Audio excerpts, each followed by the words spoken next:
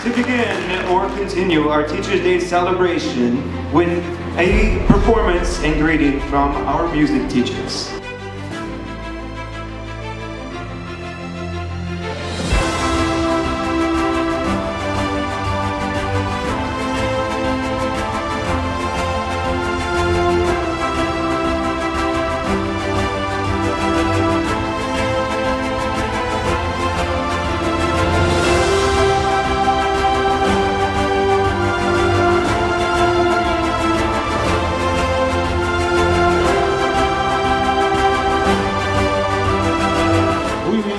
Орчинчуудын мэдлэг туршлага, орчин соёлыг байгууллагын мэдлэг болгон хувиргаж, шинэ залуу болсон хүчнүүдтэй өглөөлөн үлдээх нь боловсролын байгууллагын үн цэн бүхий процесс байдаг.